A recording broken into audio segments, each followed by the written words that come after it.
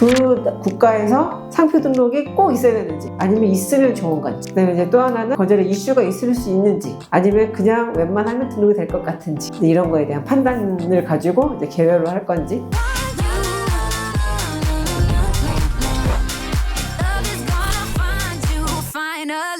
안녕하세요. 사랑특허 박수현 변리사입니다. 지난주에 이어서 마드리드 국제상표 등록이 가능한 국가가 네. 어디인지 물어보고 싶은데 그건 제가 사전에 한번 얘기를 들어봤더니 엄청 많다고 들었어요. 맞아요. 지금 제가 방금 검색해보니까 현재 131개국이래요. 그래서 대부분 우리가 교역하는 웬만한 국가들은 다 된다고 보시면 돼요. 그럼 차라리 안 되는 나라의 대표적인 국가 얘기 좀 듣자. 그렇죠. 두 가지 정도 얘기해볼까요? 일단 대만이랑 홍콩이 마드리드가 안 되거든요. 근데 홍콩은 이제 중국에 반환이 예정되어 있기 때문에 그래서 가입을 안 한 게 아닐까 싶고요. 대만은 여러 가지 정치, 사회적 이유로 못한 것 같습니다. 약간 이제 미가입 국가는 아닌데 약간 많이들 오해하시는 것 중에 하나가 이제 유럽을 지정을 하면 우리가 생각하는 유럽 대륙에 있는 모든 국가가 한 번에 지정이 된다라고 생각하시는 경우가 있는데 그게 아니에요. EU 가입국에 이제 유럽을 한 번에 지정할 수 있는 거여가지고 예를 들어서 이제 스위스, 그리고 이제 노르웨이, 그 다음에 지금 영국이 브렉시트로 EU에서 나갔잖아요.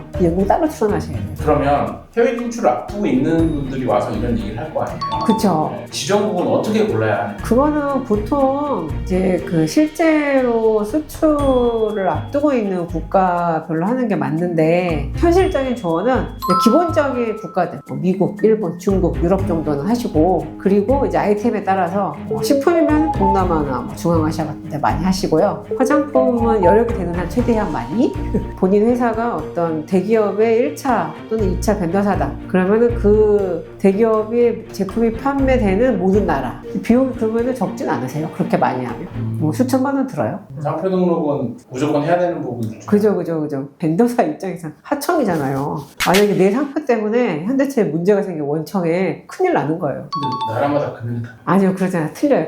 10만 원인 데도 있고 30만 원인 데도 있고 40만 원인 데도 있고. 제일 비싼 나라하고 좀 많이 하는데 좀 저렴한 나라, 가성비 좋은 나라 이렇게 하나씩 말씀해 주시죠. 대부분 이제 10만 원이 기본이고요. 그리고 조금 괜찮게 산다 싶은 국가들은 좀 몇십만 원씩 받는 것 같아요. 미국 한 40 정도 하는 것 같아요. 미국이 제일 비싸죠. 거의.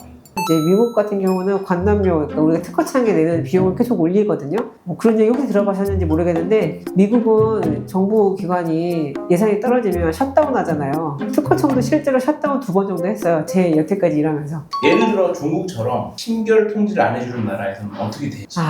이제 그래서 저희도 이제 많은 고민을 하고 있거든요. 일단 국제 등록으로 중국을 지정하시면 비용은 확실히 절약이 돼요. 근데 이제 문제가 그렇게 국제 등록으로 진행을 했을 때 뭐 일부 국가에서 결과 통지가 너무 늦게 나오거나 아니면은 거절료가 나와서 이제 의견서를 내거나 이제 복싱을 했는데 뭐 2년 동안 아무 얘기가 없어요. 그래서 어떻게 됐지? 하고 들어가 보면은 아무도 모르는 사이에 등록이 되어 있거나 그 히스토리가 없어졌거나 이제 그런 경우가 있거든요. 그래서 이제 누락이 좀 되거나 해서 이제 중요한 국가면 국제 등록으로 하지 마시고 이제 개별 출원으로 그냥 하자. 이렇게 말씀드리기도 하고요. 그 다음에 국제 등록을 해도 어차피 그 모든 지정국에서 심사 거쳐가지고 등록이 되기 때문에 그 출원 전에 지정하시려고 하는 국가에 대해서 어느 정도 조사를 하거든요.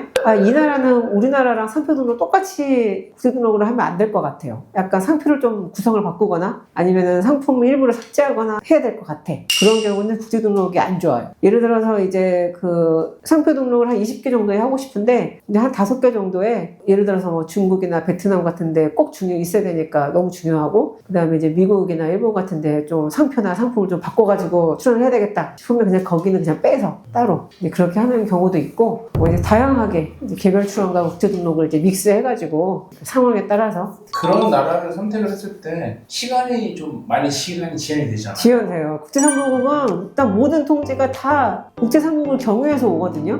출원서도 경유해서 가고 통지서도 경유해서 와요. 무조건 2달 이상 늦어져요. 계속. 그래서 출연 전에 뭘 제일 고려해야지 가장 좋을까요?